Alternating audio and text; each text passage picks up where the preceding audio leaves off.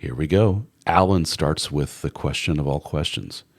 Do you think a couple's sex life can be sustainable over a lifetime?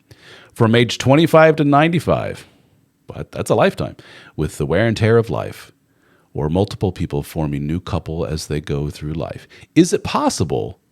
Yeah, people do it. Here's the kicker, though. I think it's a relatively small portion of us that can successfully do that. I mean, think about everything that has to be in line here. You both have to be sexual people. You both have to endure a honeymoon phase and then watch as the honeymoon phase dissipates over time, which it does for all of us, and then be cognizant of that and say, oh, we better do work to stay connected. We got to have our date nights.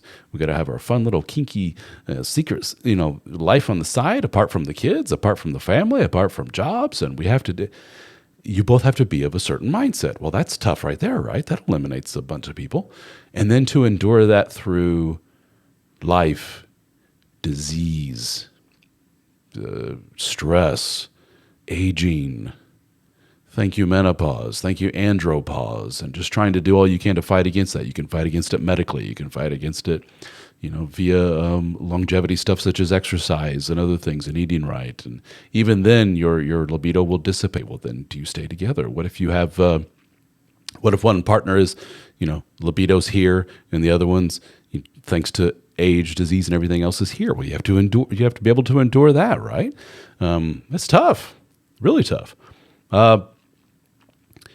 What we have seen is a typical, I am not, what was the word? I'm not pushing this. I'm not saying this is the thing to do, but just if you study human behavior over the years and over generations of people cross-culturally, you will see that people have come to a solution, which in today's day and age, it is a solution that is, society overall gives it a thumbs up, and that is what we call serial monogamy.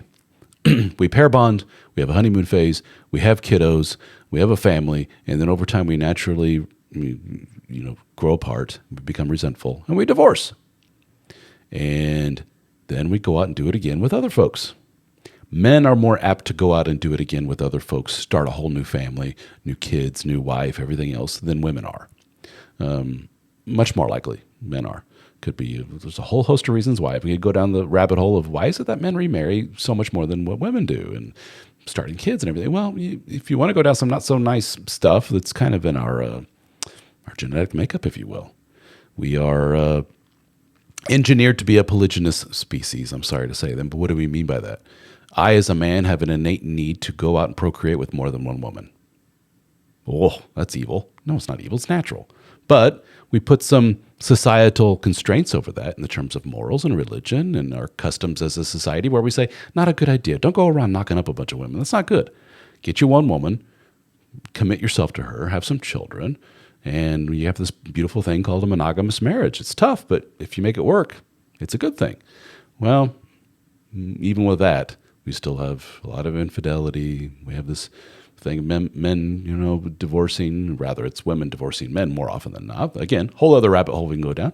And then men remarrying and all kinds of stuff. So this whole concept of, can we make monogamy work?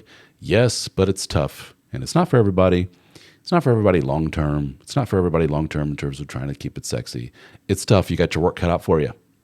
Can you do it? I don't know. Only one way to find out. And maybe part of that to make your job, easier is not the right word, to help maybe kind of mitigate some things and to try and figure things out without jumping in head first into the deep end, maybe is to look at your family, your background, the background of your potential spouse. As much as I hate to say it, and as much as it makes people mad and, people clench their fist and yell at the sky when I say this, the biggest predictor of the behavior in an individual is just to take a time out and say, let's go meet mom and dad.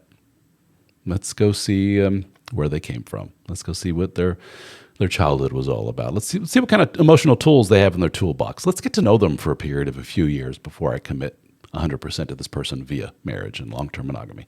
And a lot of people go, years? And what does it matter if my mom and dad are psychos? I'm not them. They have a point. I don't come from a perfect family. I have a lot of dysfunction in my family. But if you're a betting man or woman, got your money on what's the best way for me to determine how this is going to end up? Is this person going to, cause a lot of chaos in my life? Well, look, do they come from chaos? Chances are higher. I'm sorry. So again, I just blab on and on about this. As you can see, this is topics that are near and dear to my heart.